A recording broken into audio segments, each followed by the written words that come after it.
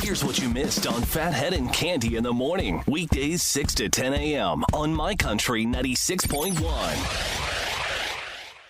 My Country 96.1 Phathead, Cande Roth, looking at 45 for the high, but windy. So it might feel colder than that, but I'll tell you what, we have a really pretty decent day for your Wednesday today. Yes, I'm looking forward to 45, but yeah, the wind yesterday was unbearable.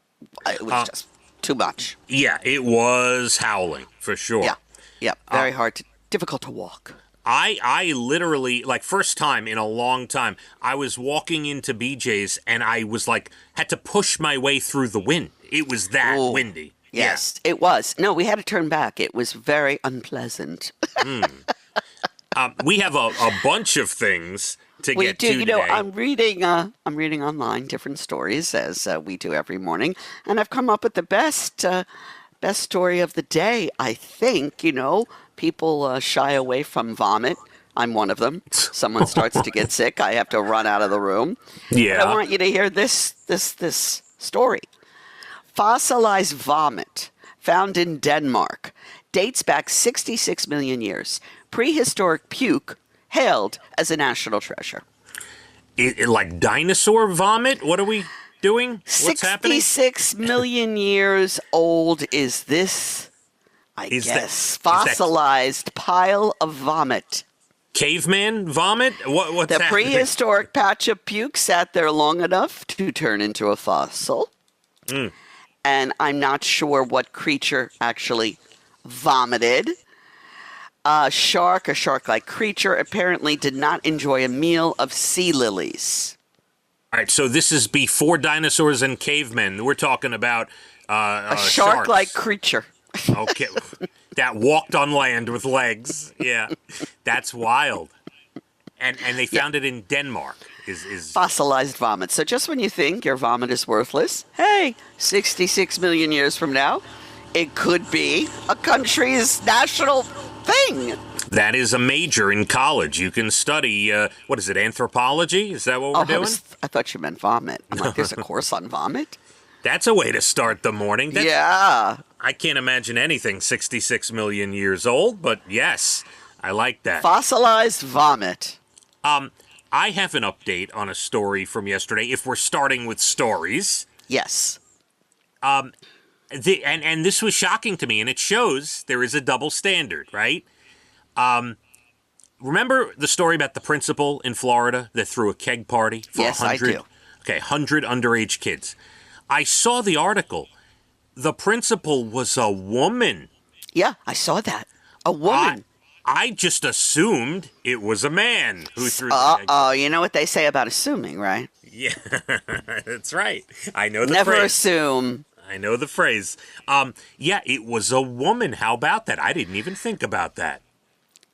I did think about it, and then I did see her picture. And by the way, it was just because, the reason the man originally came to my mind was I'm like, who could be that dumb to throw a keg party for underage kids? Got to be a guy. Can't be a woman, principal. Has to be a guy. Principal. Do you see how your mind works? It's a reverse double standard. Yeah. The question I have, if it was a guy, right? Yeah. Would he get punished more? Would there be a stiffer sentence for him than a woman? Gotta watch and see that. No, I don't know that that's the case, but let me give you a local aspect to this. Wife of Barbecue Tom, who is a principal, she would never throw a keg party.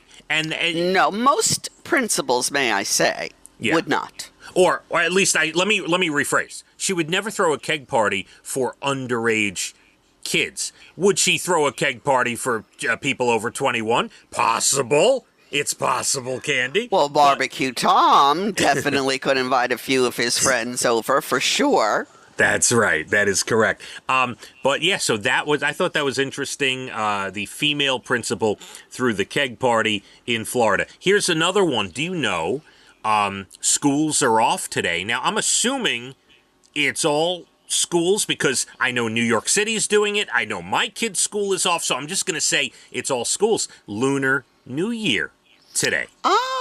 That's a nice holiday to have off. And this year, I don't like it. It's the year of the snake. Yeah, you don't like snakes, I know. I'm fearful, very, very no, I have a phobia.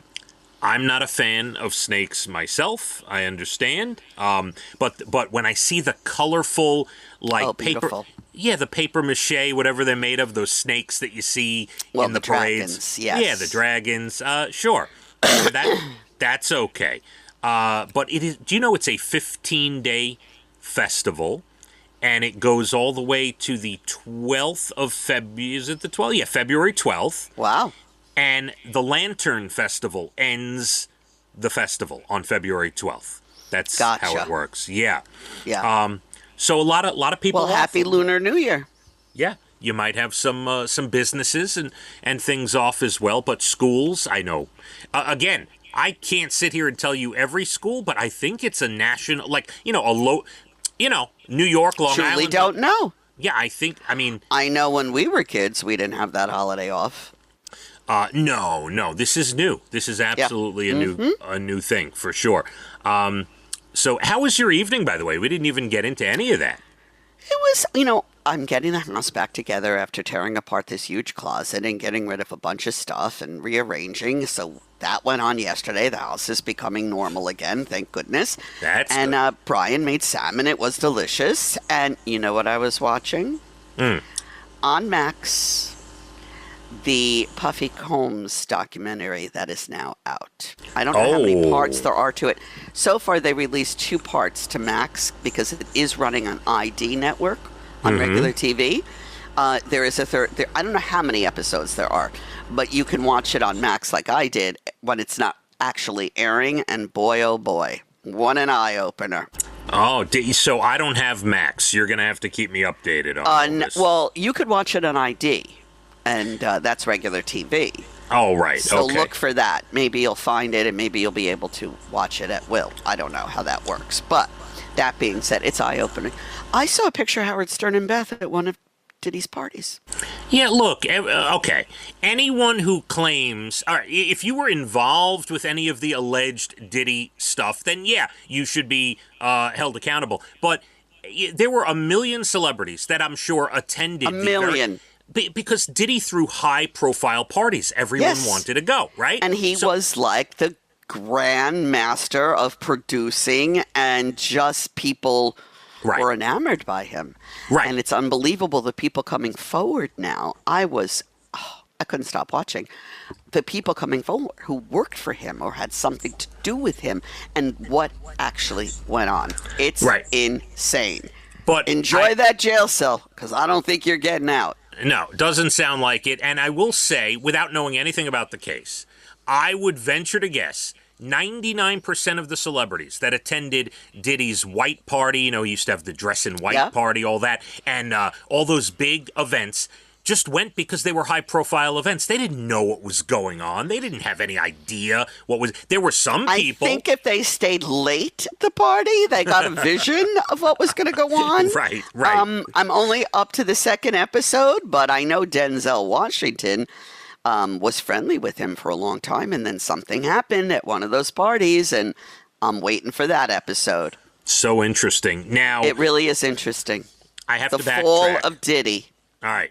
Enough with Diddy. I got to backtrack to something you mentioned because I'm worried about you, okay? Uh-oh. You said Brian made salmon yesterday. Yes. There is a huge Costco salmon recall. Oh, thank heaven I didn't buy it there. Okay. And by the way, the FDA, this just came out a day ago. The FDA has not only recalled the Costco salmon for listeria, but the FDA has put it at the highest risk level. They say could result in very severe health issues or death by eating. Well, if I'm not here again, you know what happened. No, I got it at Trader Joe's. Hopefully it was okay. I ate it. I'm fine. Anyway, whoa. Okay, that is Costco salmon recall. All right. We have plenty more to do. We've done a lot already. We have. Want to talk about Valentine's Day, and is it a good... You don't answer now. Is it a good day for a first date? I want you to think about that. I already have my answer. All right. Tell you the story about the exploding toilet later on today. We'll also tell you what CVS is doing. Sounds a little strange and really too many hoops to jump through. That's my pharmacy. Can't wait to hear. Yeah, you'll see the CVS trying something new. Sounds just like a mess. We'll get to that.